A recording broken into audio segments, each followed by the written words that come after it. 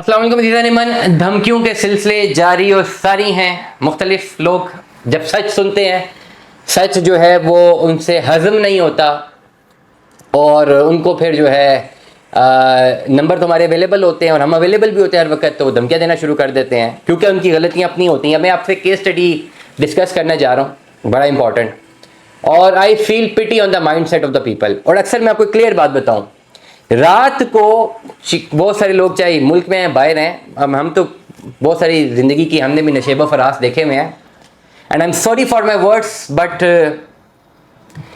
बहुत सारे लोग ऐसे हालत में रब्ता करते हैं जिस वक्त अपने जहनी तवाज़न में ठीक से नहीं होते, और किस वजह से नहीं होते यू कैन अंडरस्टैंड। अब केस स्टडी सुने जी।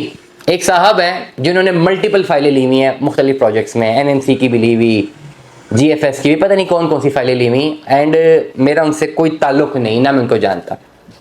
One day they called me, मुझे रब्ता किया उन्होंने मुझसे कि, और बड़े प्यार मोहब्बत से, भाई ये चीज़ें, मैंने कहा डिटेल्स भेजे, मैं देख लेता हूँ। मैंने डिटेल्स उनकी स्टडी की, मैंने उनको कहा आप मुझे कंप्लीट लेजर्स भेजे, मैं देखता हूँ कि आपको कैसे निकाला जा सकता है इन फाइल से। एक भी फाइल मैंने उनको नहीं बेची हुई, और उनको फंसाया हुआ था कोई 10, 12, 13 फाइल्स में। फिर उनसे रब्ता नहीं हुआ। एक दिन रात को पता नहीं किस जहनी तवाज़ुन में थे कि रात को लेट नाइट मुझे रब्ता किया, तो मैं रब्ता करना डेफिनेटली मैं अवेलेबल होता हूँ, तो मैं फ़ोन भी उठाता हूँ, मैं मैसेज कर रिप्लाई कर लेता हूँ। और बहुत ही वाहियात किस्म की लैंग्वेज, बहुत ही घटिया अंदाज बात करने का, और clearly not in his senses. अब क्यों सेंसेस में नहीं है, I will not repeat the word in my vlog. और बातें उनकी ऐसी कि मैं ये कर लूँगा और मैं वो कर लूँगा, भी महीना हो गया शायद इस बात को, ठीक है। मेरे पीछे 1000 बंदा खड़ा होता है, मेरे पीछे 2000 बंदा खड़ा होता है, मैं आपके ऑफिस आ जाऊंगा, मैं ये कर लूंगा, मैं वो कर लूंगा। 1000 बंदा अगर आपके ऑफिस आ गया तो क्या हो जाएगा आपका। अच्छा, मुझे ऐसे लोगों, ऐसे जहनी मरीज लोगों के ऊपर ना तरस आता है, बड़ा क्लियरली तरस आता है। डेफिनेटली हम भी यहाँ पे बैठे हुए हैं, स्कूल कॉलेज के ज़माने से निकले हुए हैं, अच्छे अच्छे इदारों में नौकरी में मैंने की हुई है, मैं MPhil में गोल्ड मेडलिस्ट हूँ, तो मैं डेफिनेटली मैं कोई गलत बात नहीं करूँगा, लेकिन इतना हल्के में तो आप भी नहीं ले सकते हमें भी। आप किसी अच्छी पोजीशन पे होंगे तो शायद हम भी हों, doesn't matter, doesn't make any difference, इन चीज़ों से कोई फ़र्क नहीं पड़ता।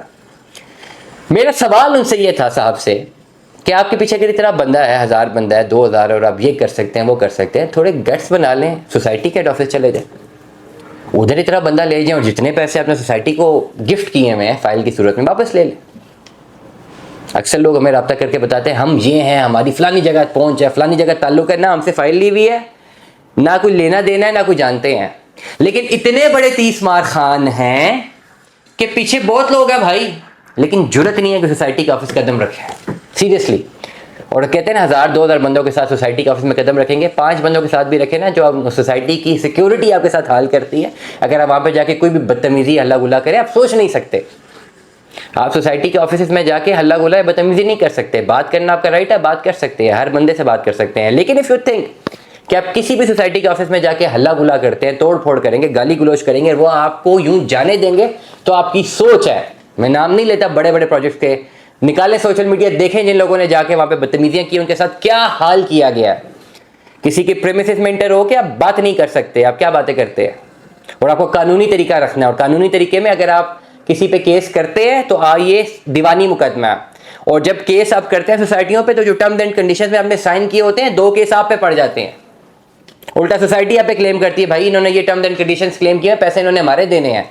बहुत बड़े बड़े ऐसे केसेस हैं, ठीक है। तो जितने बड़े 30 मार खान हैं जो कि बहुत धमकियों देने में बड़े तेज हैं, भाईजान थोड़ी मेहनत करें, सोसाइटी के हेड ऑफिस चले जाएं, देख लेंगे आप कितने पानी में है।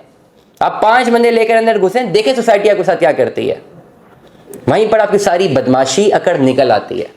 तो this is the straight behaviour. बहुत सारे लोग जो है ना वापस से बाहर आए, उन्होंने सच नहीं सुनना, उन्होंने कॉल्स करके धमकियां देनी है। आप किसी का कुछ नहीं कर सकते आजकल के ज़माने में। डोंट इवन थिंक, स्पेसिफिकली पिंडी इस्लामाबाद में जो लोग रहते हैं, डोंट इवन थिंक कि आप पिंडी इस्लामाबाद में रहते हुए किसी शख्स का कुछ बिगाड़ सकते हैं, और इस शर्त में कि आपके साथ उसका कोई लेन देन ही ना हो। हाँ, उस बंदे ने आपके साथ ज्यादती की हो, आपके पास एविडेंसेस मौजूद हो, आप बहुत कुछ कर सकते हैं, आप कानूनी तौर पर बहुत कुछ कर सकते हैं, कानून है इस मुल्क में। लेकिन मैं क्लियर कट उन लोगों को एड्रेस करूंगा जिनके रात के 12 बजे के बाद ज़हनी तवाज़ुन ख़राब होते हैं और उनको समझ नहीं आ रही होती, वो पता नहीं किस नशे में होते हैं कि उनको जब लगता है कि अपने पैसे डाउन जा रहे हैं, तो बजाय जिन लोगों को पैसे जमा करवाएं उनसे बात करने के, वो हमें रब्ता करना शुरू कर देते हैं। और होता क्या है, अल्टीमेटली एनर्जी वेस्ट, आपकी एनर्जी वेस्ट, हमारी एनर्जी वेस्ट, ओवरऑल बचा मिला जुला कुछ भी नहीं। और जो पैसे आपने दिए मैं सोसाइटियों में, आप इतने गर्ट्स ही नहीं है कि आप 1 रुपया भी उनसे निकलवा सके। This is the real story. अब करना क्या चाहिए? करना ये चाहिए कि केस को स्टडी करना चाहिए, प्रॉपर्ली समझे केस क्या, केस को समझें क्या केस है, एडवाइस लेना चाहते हैं, मैं अवेलेबल, मुझसे एडवाइस लें, मैं आपको एडवाइस करूंगा, पहले रियल वैल्यू बताऊंगा, फिर एडवाइस करूंगा क्या करना है। वही हल है इससे निकलने का, क्योंकि सोसाइटीज़ में जो इन्वेस्टमेंट है वो काफ़ी टर्म्स एंड कंडीशंस के ऊपर आप लोगों ने की होती है, आपने साइन किए होते हैं, रिकॉर्ड सोसाइटी के पास मौजूद होता है, नहीं यकीन आता जाके बात कर लें। दुआ में याद रखिएगा, अपना बहुत सारा ख्याल रखिएगा। स्टे ट्यून में। जैसा